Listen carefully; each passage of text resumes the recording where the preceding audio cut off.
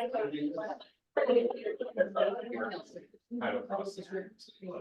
Yeah. Hi, good afternoon, everyone. I'm going to call the Charlottesville Albemarle Metropolitan Planning Organization to order for Wednesday, April 24th, 4 p.m. in-person meeting. Welcome, everyone. And if we will start with the attendance. Ms. Mallett? Yep. Mr. Galloway? Yes. Mr. Pinkston? Yes. Ms. Osborne? Here. Mr. Nelson? Mr. Murphy? Ms. Mundy? Here. Mr. Effie? Yes. Yep. Mr. Williams? Mr. Wagner?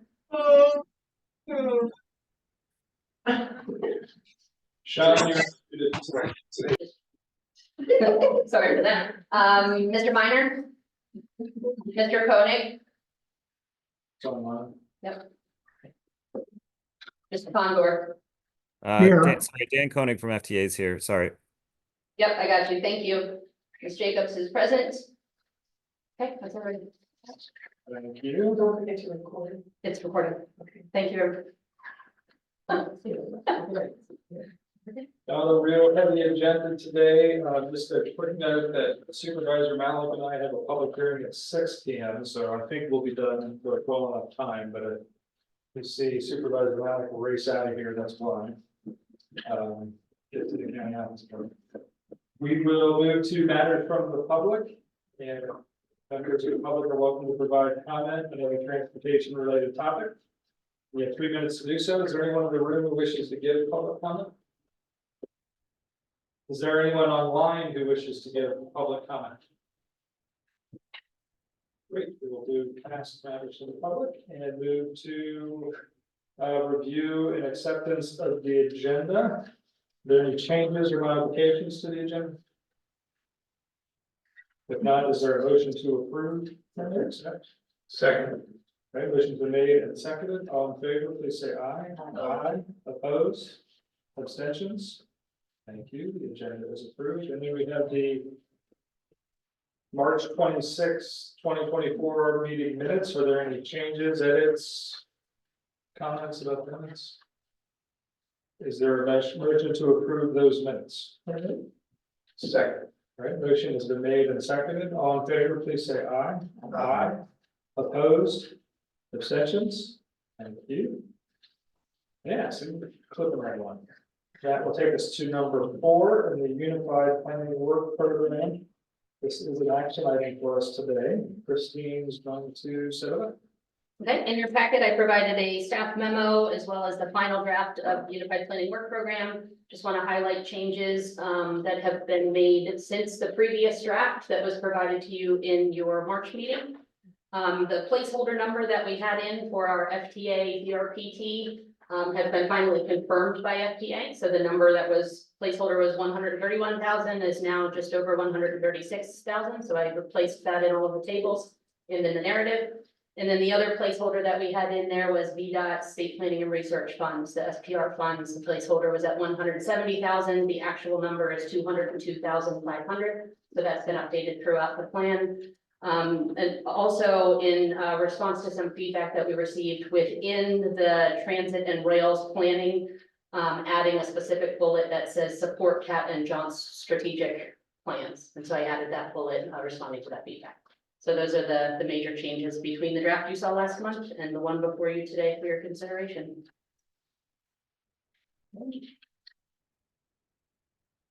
Questions or comments? Like the other day. All right, then. So this is the U. PWP, It's not the. LRTP. Thank you. CAMPO. CANOPO. I do have a recommended motion if you want me to read that out loud. Mr. Yes, Galloway, please. okay. Staff recommends a motion to approve the FY25 Unified Planning and Work Program as presented and as recommended by the MPO Technical and Citizens Transportation Advisory Committees in their April meetings. So moved. Second. All right, so motion has been made and seconded. All in favor, please say aye. Aye. Opposed? Abstentions? Very good, that is approved. I actually have a question about this. But I wanted to make sure I mean, not, it has nothing to do with the approval, it would be a problem with that. But in task 1.0, which is page 44 of the packet, I believe. And then again in task 4 of it. So that's administration and continuing urban transportation planning. Both spots say monitor regional travel as a bulletin. How do we monitor regional travel? Page 44 of. So task 4.0 is, it's a similar bullet point too. That is under VDOT State Planning and Research. So that is their work plan under the SPR funds. So that becomes like, what makes that up? I know that we've got resources like the headlight program, there's another would be that provides us information on travel around the region, so that's a resource that can be used. I'm not sure what else is in there. The kind of the piece behind the question, I can't remember now, are we doing sets? Sets has been, I've seen sets now several times. We're not doing the economic development plan. Which one where we're at and where we're going at. But that started showing commuter patterns and travel patterns and things like that. That started to kind of brainstorm or snowball in some other areas. So I'm like, oh, where do you get access to that? When we collect lots of information at the state level that is accessible to people when they actually. All you gotta do is bring a request and give it to you. Yeah. If I can streamline. Is that's the information that we should have. I can't like put it through. At the commission meeting, the Nelson supervisors, I believe, and they had, and I was wondering if this was a place that we could get at. I don't know if it would be commuter specific, but it was at least. This is certainly part of the Unified Planning Work Plan has that travel demand management in it. That we would be looking to utilize that data to do that work. So with the monitor regional travel under task 1 be just a different, might be different out. Under task 1 of VDOT. Under the UWP task 1, Can you give me a page and I can tell you. It's still language there. 44, That's, administration of continuing urban transportation planning process. So same thing, yes, but it might not, we're monitoring regional travel, but it might be for different purposes, so that might be. And there's 2 different tasks. Curious. yeah, interesting. Yeah, Just one follow-up, so Sean, where the road counters are, apparently those are strewn all over the place and that David is part of what you're talking about, No, not really, but that's for our annual traffic counts. which is different, but. Oh, okay. Yeah, so that's a different program, but still data that is available to everybody once we compile it all and publish it with the given that problem. And it only is the thump, it's not the speed. Yes. Okay. I got all excited when I saw it. And I thought, oh, this is great, that means they're gonna do a speed study. No. But it wasn't. Thank you very much. very good. So that will, then we can move to item number 5. This is on pace to be the shortest MPO meeting ever. Be careful what you say.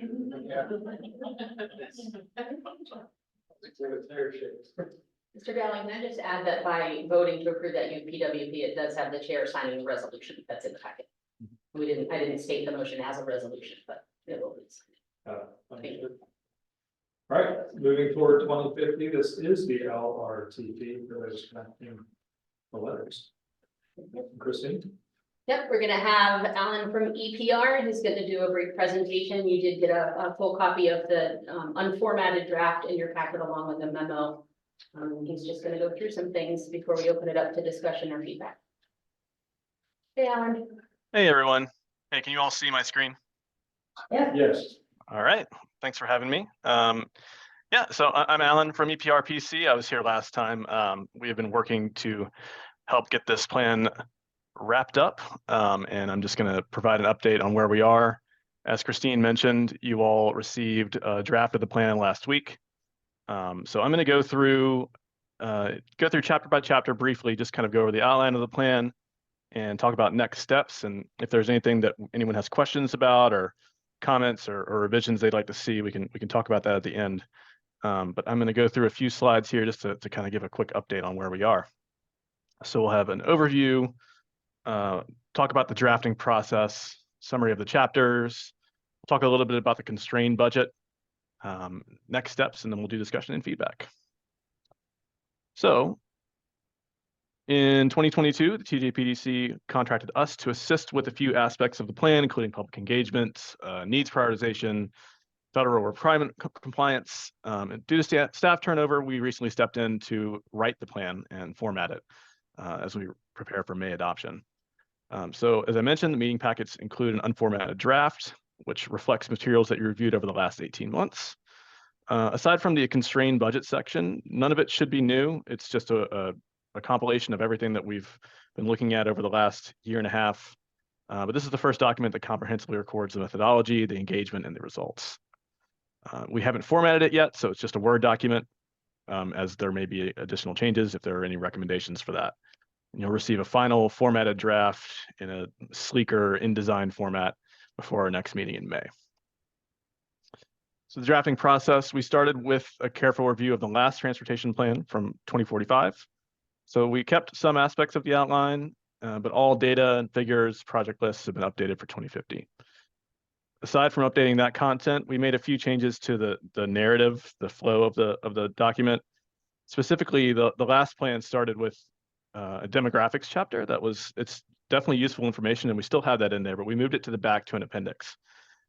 Instead, this one starts out by talking about the plan itself, its purpose, goals, and objectives, before talking about existing conditions, deficiencies, improvements, that kind of thing. And the demographics are at the end, and still preserved there, but we felt it would make more sense to kind of start things out with an introduction section.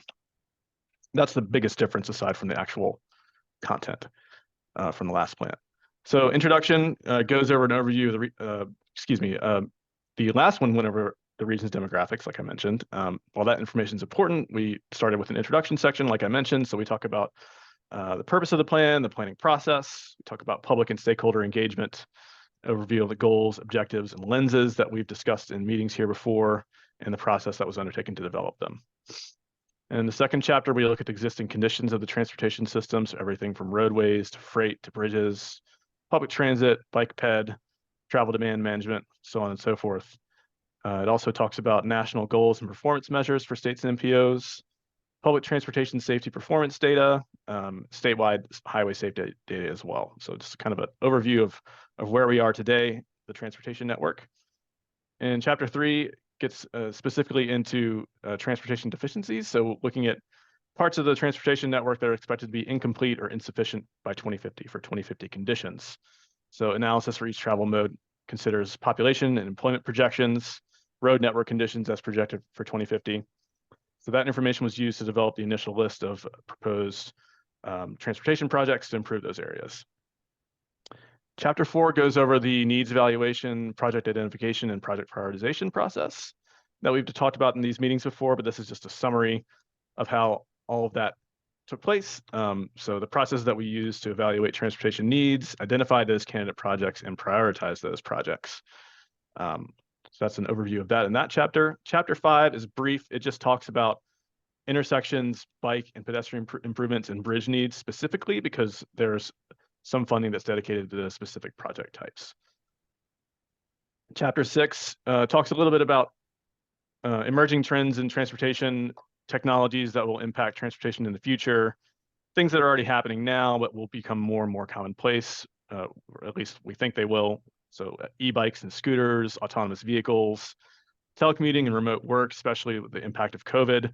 Since the last plan was written, things have changed quite a bit with the landscape of telecommuting and remote work and how that impacts the transportation network. And we talk about sustainable and resilient transportation systems as well in that chapter. And chapter 7 is where we talk about the actual list of transportation projects. So that's where the constrained and vision lists are. These are the lists that were reviewed by MPO staff, the committees, and the policy board. They're organized by transportation improvement program category. It also includes a list of funded projects and a breakdown of the CLRP budget. The appendices. So as I mentioned before, we've got a section on demographics. We've got project review pages, which right now are just text. They're going to be much more fleshed out and a little bit easier to read and more informative in the final version, but that's detailed information on each project, maps showing their locations, that sort of thing. A record of public participation. We've got documentation on the needs prioritization process. That's a lengthy PDF that explains every step that went into the geoprocessing and the GIS work that we did to identify areas that need improvement in the road network, and descriptions of our other plans that relate to the long-range transportation plan. Excuse me. So the constrained budget, just a brief overview of that and how that works. So VDOT reviewed our budget assumptions and provided the following breakdown, which was included in Chapter 7. They also provided a list of potential state of good repair bridge projects that could be included in the plan. This says that we're currently reviewing them. They're in there. This is from a previous presentation, apologies. So those bridge projects are in the plan. This is a breakdown of how the constrained budget works. So this is money that is expected to be available or projected to be available by 2050. It's and we organize the projects by category. So we have safety and operational improvements, which that's a combination of that category and traffic and safety operations. You can see there that 433 number is a combination of those two categories in the tips. So we just combined all those projects into that category. Bridge projects are their own thing. So bridge projects and bridge maintenance, those orange categories there were combined into one. And transportation enhancements, that's in its own category as well. So there's three main categories of funding that we use the tip as a kind of a guide to organize the projects. And that's what the funding, future funding looks like. Excuse me, can I ask a question, please? Sure, yeah. Okay, fast. Okay. So I'm not sure what I have is lined up with yours, but on page 120 of the packet, Chapter 7, the first page. Mm-hmm. So for example, it says budget forecast 2024 to 2050. This is our guess, I would say, over the next 26 years. Yeah, those are the projections into the different VDOT categories. So the high Right. priority program, the district grant program, whereas the one on page 121 of the packet is then breaking them up by the categories in the tip. If Right. anybody wants to add anything more to that, please feel free to. So the Is that make sense? 261. Yeah, the section that starts on page 70 with funding estimates, that is a breakdown that basically explains how we got those final numbers. So it's a step-by-step. Here's where those funding numbers came from. Here's how we organize them, and here's how we categorize them. So, yeah. Yeah, maybe afterwards you could explain it to me a little better. I'm still confused. And I guess these actual numbers and the projections came from VDOT or somebody? Yeah. That's pretty specific number for something that's 26 years in the making. And anybody at VDOT can correct me, I know Chuck that you're on, but it's not saying that there will be this pool of funding in the future. It's saying based on the amount of funding that has been available in the past, we can project out that it's expected that this amount of funding will be available in the future. So whatever, or algorithm or formula was used, yep. It's revenue forecasting based on the various sources, taxes, fees, I see. the VDOT receives funding through and federal funds. And So then it's- forecasting it over that time. So it's less like we do these projects, we've got this list of projects. We've put cost estimates against it instead of sort of from the reverse side, like this is what we think we'll have revenue wise to fund. Yeah, this doesn't take into account any projects. Got This is, the source funding. Okay, thank you. Great, thank you. All right, so next steps are going to be public comment is being advertised right now. It'll be advertised through May 22nd. So please provide any questions or comments on the draft plan to staff as soon as possible or in this meeting. The final formatted draft, including any revisions based on comments we receive, will be in your meeting packet a week before our next meeting in May. At that time, the group must consider the final document for adoption on May 22nd. So the MPO, may decide to revise the plan at any time. While the plan must be adopted in May, there are future opportunities to tweak the document if a need should arise. Can I ask a question? Sure. Back on that previous slide, said public comments available through May 22nd. Yeah. Where is the public accessing this? It's actually now for the 21st. I sent to you all a revised calendar to move that, and the public notice that went out in the paper was also to the 21st. So it all aligns. It went out in the newspaper, it's gone out on social media, it's on our website.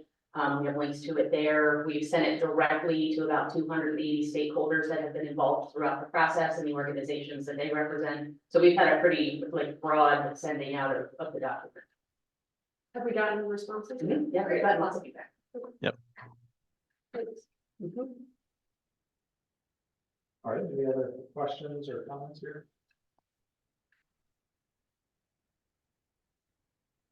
So, air jumped out to me in the intro. We just had the one section on airport.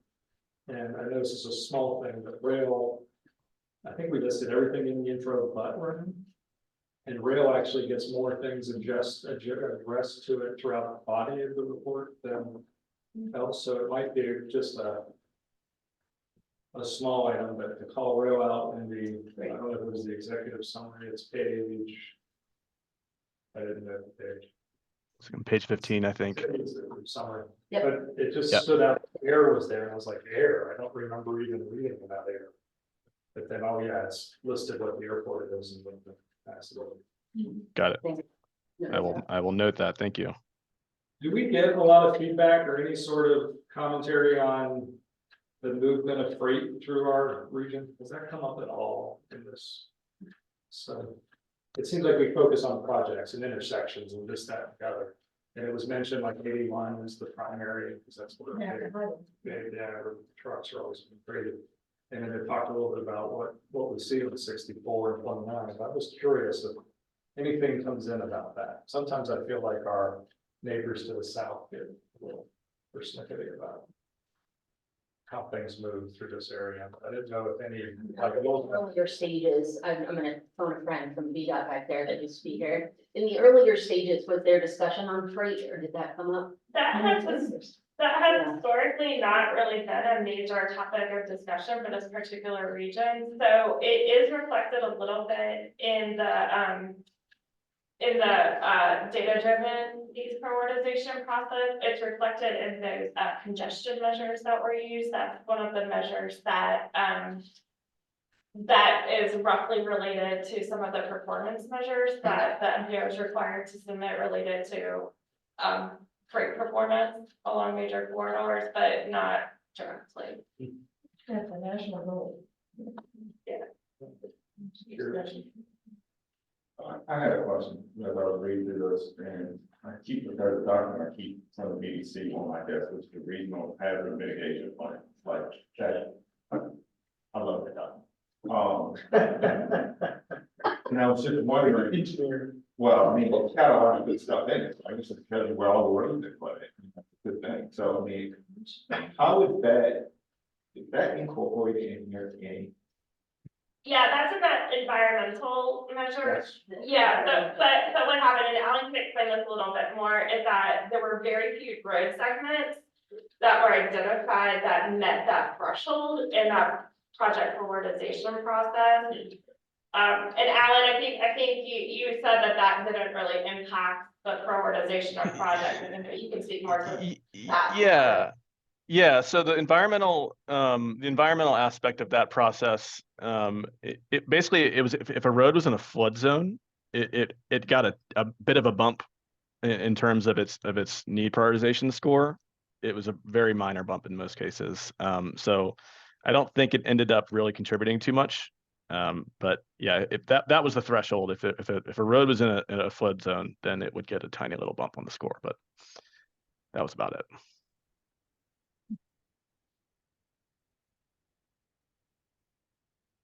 Christine, remind me that if it's not, and I understand constrained versus visualist and not restrained, but if there's a project that comes out, it should have been identified. But if something comes up that's not on the list, that needs to be done, but it's not on either the constrained or the unconstrained, what happens? We would go through amending the plan. And then get it in. Can we It update goes this through every the 5 required years? process of public, like all of them, the steps we would go through. Can we update this every 5 years? Yes. On my bookshelf at home, I still have the copy of Unjam 2020. In 2005. Wow. Well, as part of the public process, we do have a public hearing, the first of two scheduled here today. So is there anyone online who wishes to speak as part of the public hearing? Now open. Is there anyone in the room who wishes to speak to the item? All right, seeing none, then we will close the public hearing. And then come back to the policy board. Any additional comments, questions, feedback? So this, yeah, I'd like to support making a bigger deal about the intercity and regional rail, because we've been overtopping the expected ridership for the Northeast Regional since the very first run. And we need to keep that front and center for everybody, so we don't forget about us when it comes to funding extra rail sets, et cetera. Thank you. And I'll say that this is not an action item today, we still got the time period, but if any additional questions or need for things come up, then reach out to Christine and we'll make sure that they get answered for you. And we'll have another swing at this before we give it the final adoption. Actually, I will leave another question for you for your future work, and that is several people over the last couple of weeks have said, is anybody keeping track of where the pedestrians are? And where do we need, where are the gaps? Because we're always talking about where the sidewalks are going to go, but is that really where the people want them to be? And I understand there's also the software out there that something called Strava and something else that people use and find their walking routes, hiking routes, biking routes, and stuff like this. So the data is available without having to buy the software. And I didn't know where that would be incorporated in, either into this plan or our local, our more sort of regular work. So I'll leave that topic to you. Thank you. Thank you. Thank you. Any others? Oh, great. Told you. If you guys, after you like spend some time in it, if you see anything or have any questions, please reach out, and we will be in the next several weeks, our team at EPRs will be working to put it into its final format. So any revisions that you can send to us before it gets in that final format would be great. Yeah, it's interesting that I have to admit, I gave a real thorough reread yesterday, and it was interesting what kind of stood out this time that happened. But it's been I mean, I don't reread this thing on a monthly basis. Time it's in front, but even going through all the data stuff and remembering the presentations, it was it's interesting how the different things that got reported on throughout. Now that that's all, it's in there, it's kind of absorbed it. It makes things just hit differently when you reread it, so. Yeah. If you do that, anything pops up, then please give it to Christine and somebody. All right, we'll move to number 6 and Thank you. staff updates. The first is, thank you, Alan. Thank you, Alan. Thank you. The Transportation Improvement Program or TIP adjustment. In the tip, there was one block for, rail projects for the state supported Amtrak operations. And it broke out just our region's money for it. And the state wanted to switch that to 2 separate blocks, and have it be for all of the state funding. So that change was made in the tip. It was just a format change, so there's no need to go around and everything. And the money is all staying the same. All the allocations are the same. This was on page. I can tell you in a second when we get to it. This is on page 234 of the packet. Almost close. Last 2. Yeah, this is a long back.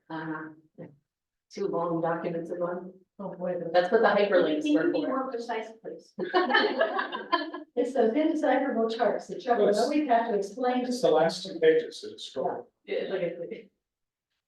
So what you're saying is, even though it doesn't show our region separated from others, we're still have a claim. Yes. Okay, So Sean will guard it. Won't you, Sean? So this is almost like a clerical kind of scrivener's error, and so we can. It's just a different way of report, they just want to report it differently, but it's the same amount of funding. It's just reported in 2 blocks and showing the full state allocation. All right, cool. Well, it does seem like the intercity rail versus the transcontinental rail, the port is one big block. Right. It's got 2 blocks. Directions. Much less busy. All right, any questions on those tip changes? Again, this is just a format adjustment, so it does not. Thank you, Lucinda. And then the second update is the rideshare cap strategic plan. Pennington is here. This update. So just want to keep everybody aware of what is going on through our strategic planning process. We are about halfway through with the plan. We have tackled chapters that looked at the area demographics, much like the LRTP, and some characteristics of those demographics. We've looked at strategic vision, goals, and objectives for the program. We are just finishing up. I've just received the drafts for the target markets and customers and the operations plan. So I'll be reviewing those this week, but just to give you like a teeny bit of a preview. We have decided on the mission as being connecting people to inclusive and sustainable transportation alternatives in order to increase mobility and enhance the quality of life. Our 4 main goals are to reduce single occupancy vehicles. That one has retained. That is kind of what the state sets for us as our #1 priority and goal. We will also look to encourage utilization of trip planning tools, and we have some of those through the state and with DRPT. So making sure that folks are aware of them, can take advantage of them, and know how to use them. Goal 3 is to build and maintain relationships with community stakeholders to promote regional collaboration around transportation solutions. We all know that TDM is a huge umbrella that encompasses a lot of things. So making sure that we're looking at all the different pieces of the pie that we can put together for those solutions. And then the last goal is to educate community members on TDM as a solution to increase mobility and access through the region. The target markets that we have identified, and when I say this, that doesn't mean that we are only targeting these people, that we're only interested in these people, but these are kind of the main groups that really stand out as potential folks that can benefit from TDM. So we have 3 of them. The first one was kind of the easiest, and that was commuters from the CSPDC region. Over the years that I have been here, we have always seen the largest number of groups of commuters that have come from the CSPDC region. Now with Afton Express, their expanded services, so we really see a lot of opportunity to continue serving that particular audience.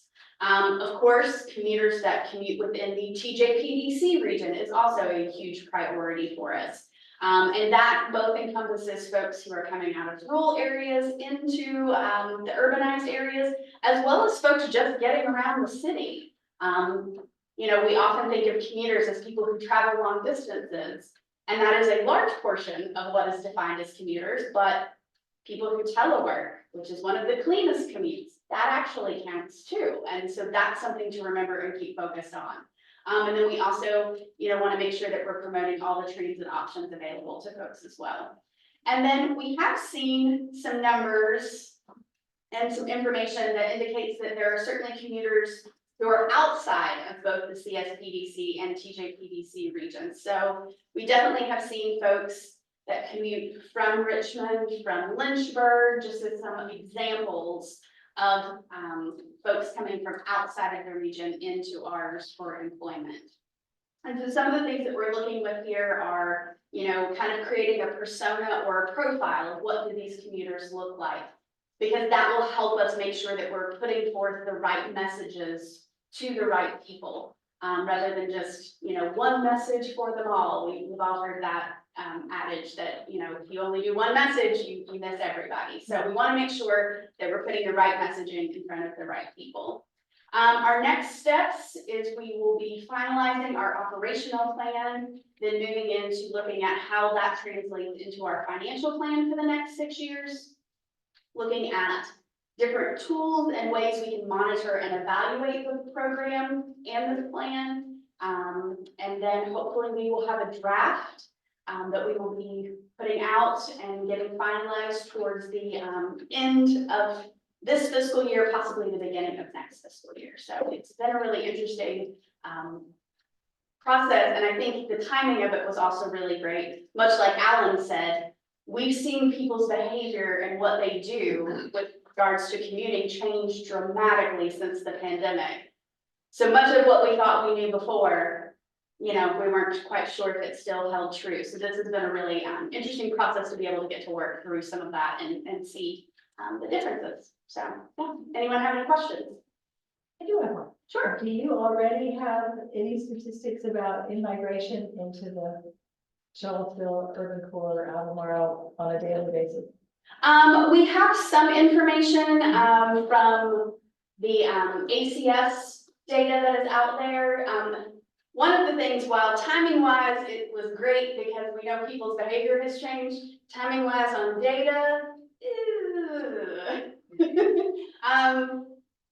we have been looking, the consultants have been really working to make sure they're getting the best data sources that they can, but then also making sure that they're able to relate to one another and be consistent.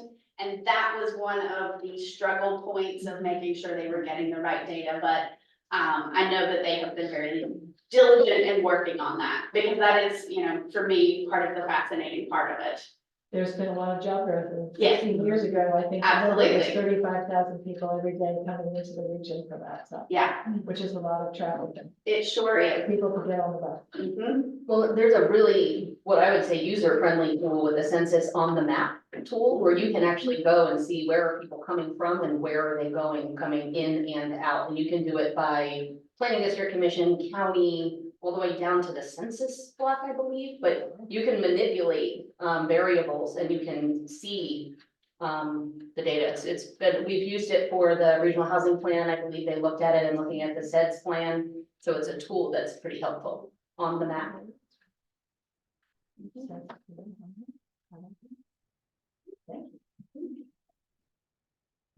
Other questions? I'm sure you will hear more from me as we wrap this project up. Thank you. Thank you. Right, we are to our roundtable updates. You want to go way around, Mr. Esky, John? Yeah, I've reported previously that we're in the middle of doing 3 different studies, and we will be wrapping them up in May to June timeframe, maybe in July a little bit. One is electrification, one is microtransit, one is rural transit needs assessment. Just on the topic of coming back, it's not related to these studies, but we've been tracking ridership from the pandemic, pre-pandemic, the pandemic itself, and then the reemergence. And we're getting close right now to pre-pandemic levels. We're not there yet, but we're close, just as an FYI. What we see. So anyway, we'll be working on this for studies. Hopefully we'll be able to bring some of those findings to folks. Some point you want to hear about. Great, thank you. Ms. Simon? Just one item really, we'll be back here in 2 weeks, right? 2 weeks on May 8th at 4 p.m. for our 6-year program. Public hearing, the draft program is out and available for review. And we'll have a small contingent of VDOT folks here. Hopefully we'll have them to the public and representatives from our local bodies too. In this room. In this room. Yes, ma'am. Mr. Nelson, anything else, madam? Yeah, a couple updates. The trucker restaurant up on 250 coming down the mountain, it's now officially open. Hope it never If gets used. anybody wants to test it. We haven't, hope it never gets used, but it is there. That was an addition that was added to the design build bundle. Considering we put around about at 250, 151, and trucks coming down the mountain need brakes, it's problematic for roundabout. So we've installed that rush now and it's open now. Also, we've got a go, no-go determination regarding close of hydraulic and Hillsdale for the construction of the roundabout there. We have to make that decision by May 14th. I'm fairly confident when we move forward with closing it, and it will be closed for about 46 days. The summer starting in July. So that will be coming, there'll be public outreach that goes out of the department at once we get that one. So that's from 29 to 250, pass that for that. Yep. Okay. I will find you. That will be it. That's all I have. Thank you, sir. Ms. Montague? I thought I might, mention it, so last year I had spoken a couple of times about getting battery powered buses at UVA, and we were supposed to get 4 this summer, and we put in all of the charging infrastructure and got ourselves all ready. And then it turned out that the, particular bus that we selected, Proterra, went out of business. So we had to kind of start from zero and figure out what we could do, how we could do it. And long story short, we're now there's federal funding for this type of bus infrastructure. And so P&T is now in the process. I think it's getting submitted today for a grant, a federal grant for 20 buses. So why do 4 when you do 20, right? So, so we'll see what happens. I think it's about 4 or 5 months until we hear back, but if we were granted that, it would be quite exciting.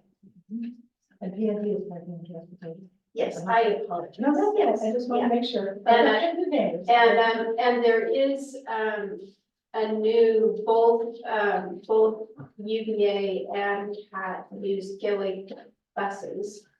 And we have, they actually recently brought one out for both of those organizations to test. And we have decided that that would be the bus that we would select, if we won the grant. So that's going to determine also.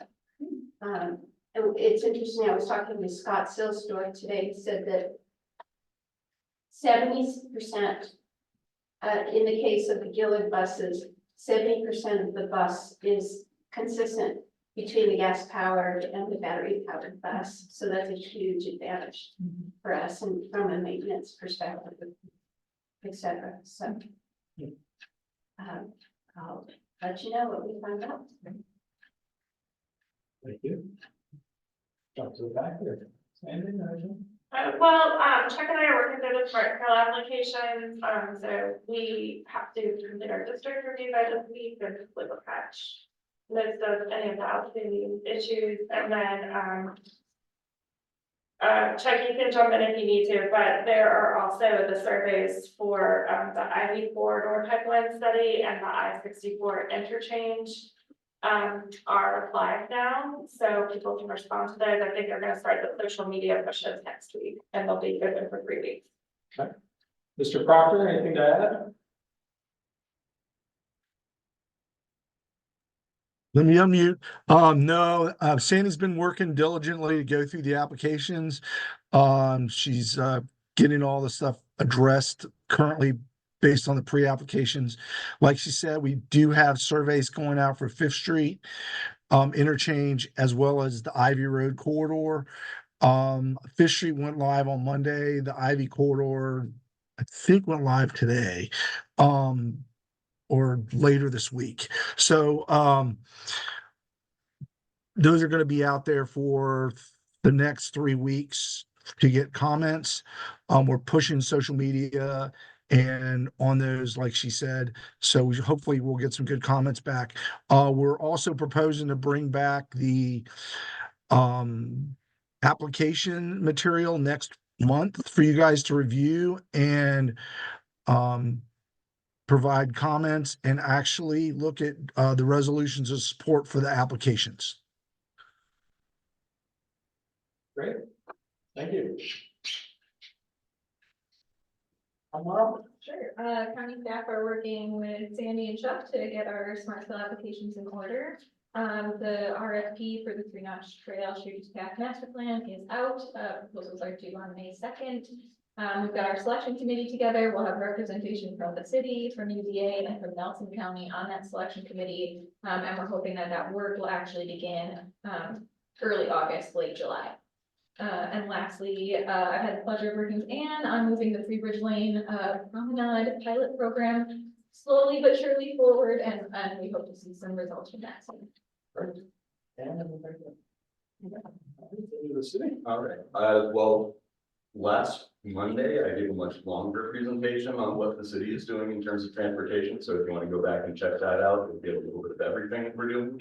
The most important two pieces that came out of that were our sidewalk prioritization list. It's currently up in draft form. We're taking comments through the 30th, and then we'll pull those together in May, come out with our final sidewalk priorities, and come up with sort of a game plan of how we actually get those on the ground. The second one was the CAT TSP, the Transit Strategic Plan. We're currently wrapping that up. We'll be presenting that to Regional Transit Partnership tomorrow evening, and then we'll be meeting with the stakeholder group and start moving on to larger public engagement early next month. Also next month, I'll be going back to Port Council along with Public Works to talk about our VDOT funded projects within the city, both the ones that are locally administered and the ones that VDOT is administering and planning in and around the city. So more information for council on that on May 6th. And then the other thing I want to mention is May is Bike Month. We've got a lot of different events planned. If you go to bikemonthseville.org, you'll see Livable Seville is hosting a calendar of events for us. We've got something nearly every day of the week somewhere in the region, whether it's in the city or on UVA or around the county. So lots of good opportunities to get on a bike next month. And we'll see you later. Great. Thank you. Mr. Condor, anything from CTAC?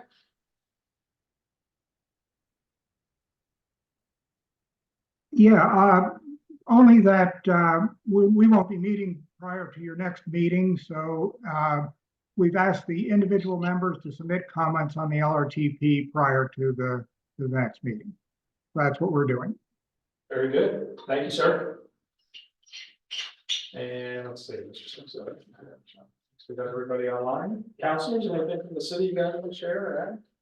Just the presentation that we heard last meeting. Yeah. Was excellent, and I'm much happier, have more confidence in where the city's going relative to all its transportation initiatives. Feel like they've Ben and James and others, Sam, have been working really hard to come up with like an integrated plan of how we're going to tackle everything from sidewalks to the buses, and there's a lot of work yet to be done. But I feel like from the city's perspective, it's really the first time I've seen a sort of really coherent, thoughtful, well integrated effort. Because they've been working on it for a long time to get us there. But anyway, if you get a chance to go back and look at our information, in our packets, I think it's a report given the meeting, right? There should be some slides posted. Yeah. Yeah, and it was at the 4 o'clock 4 o'clock. meeting, so if you want to just go watch it. Yeah. It was very good. I would encourage anyone to do that. Yeah. Right. I mean, I have this pulled up because I was also going to mention Bike Month, which it's not just one thing on the days where there's activities, there's morning things, midday things, evening things, so including e-bike demo days out in county locations. So if you want to go test one out, you're welcome to bar mine, it's right outside. But also you can find one at there's mostly in like school parking lots near you. sweet. I think there's actually one tomorrow at UVA. Yes. Which is awesome. Yeah, or one April event in Bike Month. Yeah, the warm up. Great. I'll just add one supportive thank you.